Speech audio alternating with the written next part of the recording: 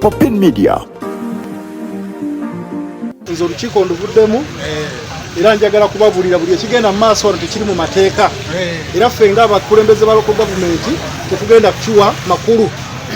So olukiiko lw'NRM nga we luli wano executive ate nayo ndabamu member omu executive ye chairman w'NRM ffe tatuwadde kitiibwa birowoozo byaffe kitegeeza naffe tusobola kugenda mu maaso na kuwuliriza bintu bitali mu mateeka. Local government za njawulo nnyo ne structure z'NRM. Kati baagala okulonda obukulembeze bwa local government kokasi nga we balonda structure yaki y'NRM. Yes, chairman. Tugambe nti chairman w'NRM ayingidde mu race wa speakership. Kakati kisusse nawo kubanga okutandika okulondesa kokasi kintu kinene. Kokasi eronde ne bakansala abali wano bakansala elect tebalina buyinza bulonda kokasi nga tebanna bakola ki kulayira. So tebadde bafuuka bakansala ekikola wano kangalu ekikola wano kiri bumanyi bw'amateeka. Ekyokubiri ffe ng'abamu abaludde mu disitulikiti eno nga tuli bakulembeze bukya batuwa disitulikiti eno tukooye entalo n'okutabukatabuka kwa disitulikiti. Twagala twawula emirimu wakati wa kanso ne NRM structures. Tuwa obuyinza abantu tusobole okutambulira awamu. Tuwa abantu obuyinza ate tutambulire mu mateeka. Constitution ne constitution yaffe y'NRM. Tugambe nti obuyinza babuwambye obuyinza babuwambye obwabano obwa district council. Ani awambye? Omuntu yenna ayita council ya district ng'otoyise mu council mu chairperson wa district oba mumenyi w'amateeka. Bwe luba lutalo lulangirirwa olwaleero jihadi eya NRM okugitereza mu Kayunga district etandise olwaleero. Ani aleese embeera? Etandise ki olwaleero? Ani aleese embeera? President's advisor. Ani bangi? Chairman Kalangwa Moses. So lwaki kuno akyagadde nnyo? Tumanyi kigendererwa kiri mabega wa kukyagala. Ndowooza nze nandirowoozezza chairman yesimbawo kuba chairman bw'NRM. Nze bampa kuba chairman bwa district. Kakati asosolde oluta n'obwakulembeze bwa district nabwo atandise obukola. Kokasi y'abakansala ba district talondebwa chairman w'NRM.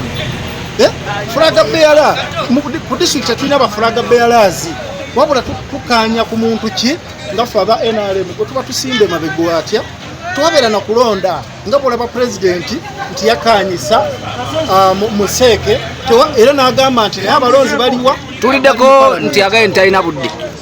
Chairman talina budde tobola babiri kukolebwa nga ebikolebwa naye ebiri okukolebwa byonna bifu era ffe nga abakulembeze ba district tetubitutenga nsonga era tetugenda kubiweruka. Olunaku lwanze kansoye Moses ndi kansala akiikirira Nazigo sub county ndi wa NRM. Ayina omuntu gw'ayagala okuteekawo. Nze kyensaba Mikalangwa yandibadde afa nnyo okubeera chairman w'NRM ave mu nsonga za local government kubanga naffe tetumuyingirirangako. Atuleke nga bakansala tukiikirire Kayunga ate yannyini naye agyesimisa. Ayina candidate gw'ayagala amuyita Sula. Ate Sula gw'ayagala chairman wa kyalo Ebukeeka ye chairman wa NRM Kangumira sub county ye coordinator wa office of the national chairperson Greta Mukono. Saawa zino balinga agamba nti mu NRM wali abantu ki abantu ate ye kansala owa Gombolola ye Kangulumira ndaba nga tateredde obwenkanya mwami Kalangwa.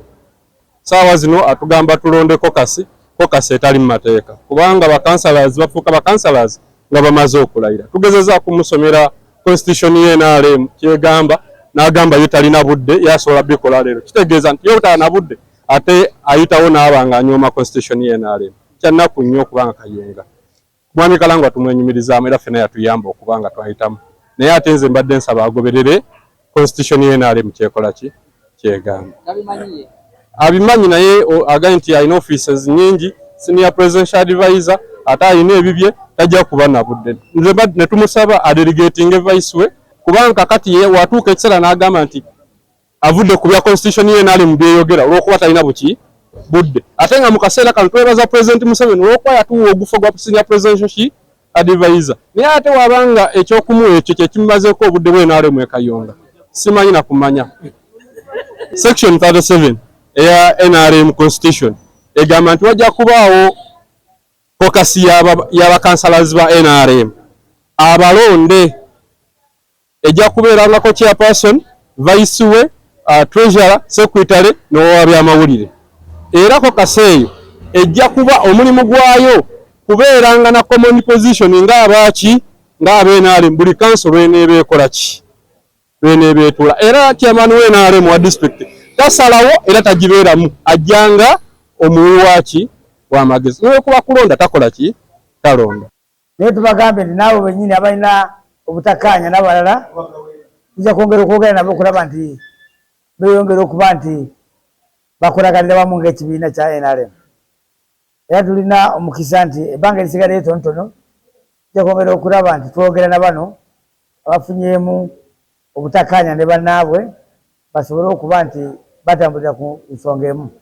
Kubanga abadde baagala twongereyo naye ate siriwo ku Sande zina gye ndaga. Ngenda kukiikirira omukulembeze w'eggwanga mu disitulikiti endala za Uganda. N'olwekyo mbalirira kino nkimalire nsobola kiraba tudde nyongere okulaba nti ntereeza abantu bange. Naye manyi ebyo ebiriwo byonna bijja kuggwa kubanga okwogera bino nabyo tebiyamba, kiyamba kukolera wamu ng'ekibiina. Sina yaki esina interest mu kalulu eno. Nze mbadde nga mbikola byonna kuba nti ebisanja biri chairman ekibeere yali Mwami Sserubogo Pefeka. Kati bwe twabikola tewaliwo alina interest nnyo naye twabikolera. Tuyinza kugenda ne kokasi tulinawo akulembera kokasi. Twagabeera tumulina bamulonze oba bennyini balonda sife. Tubeekize tubeerawo okubawabula. Era tubawabudde tubagamba muveemu babiri ne bavaamu.